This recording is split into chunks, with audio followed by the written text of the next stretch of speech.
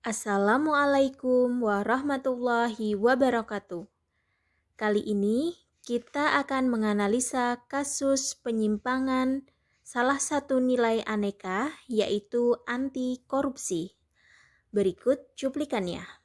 Saudara, aparat kejaksaan mengungkap sejumlah kasus korupsi penanganan pandemi di sejumlah daerah. Sementara itu Presiden Joko Widodo meminta anggaran negara tidak dikorupsi dalam upaya penanganan pandemi. Tim penyidik Kejaksaan Negeri Karangasem menggeledah kantor Dinas Sosial Karangasem mulai dari pukul 12 hingga pukul 1 siang.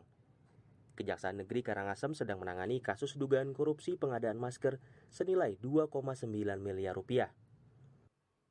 Dari penggeledahan yang dilakukan, tim penyidik Kejaksaan menemukan sejumlah dokumen terkait pengadaan masker, mulai dari perencanaan sampai pendistribusian ke warga.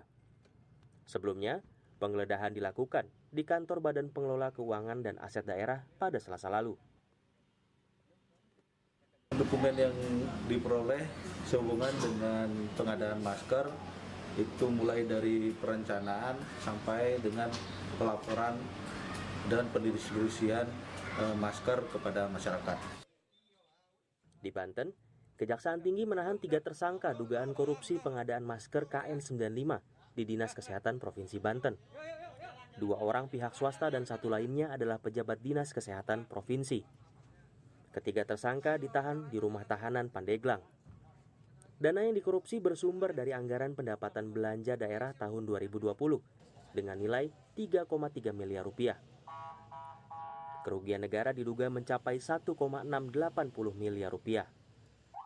Video tersebut menggambarkan kasus korupsi bantuan masker untuk masyarakat sebagai upaya pencegahan COVID-19. Hal ini sangat disayangkan. Di masa pandemi seperti ini, masih saja ada oknum yang tega melakukan korupsi. Ada banyak hal yang menyebabkan terjadinya korupsi ini, antara lain karena tidak diterapkannya 9 nilai anti korupsi, yaitu kejujuran, kedisiplinan, kepedulian, tanggung jawab, kerja keras, dan kesederhanaan. Selain itu, tidak adanya pengawasan memudahkan oknum untuk melakukan korupsi.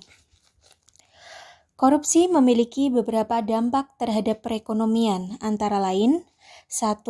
Menghambat pertumbuhan ekonomi negara mengingat di masa pandemi ini ekonomi Indonesia sedang terpuruk. 2. Menyebabkan masker yang diberikan kepada masyarakat memiliki kualitas yang rendah. Dan yang ketiga, menyebabkan pencegahan COVID-19 tidak optimal. Sebagai pejabat pemerintah, sebaiknya dapat memberikan contoh dalam penerapan nilai-nilai dasar aneka dan meningkatkan kepekaan sosial, sehingga tidak akan terjadi kasus korupsi. Wassalamualaikum warahmatullahi wabarakatuh.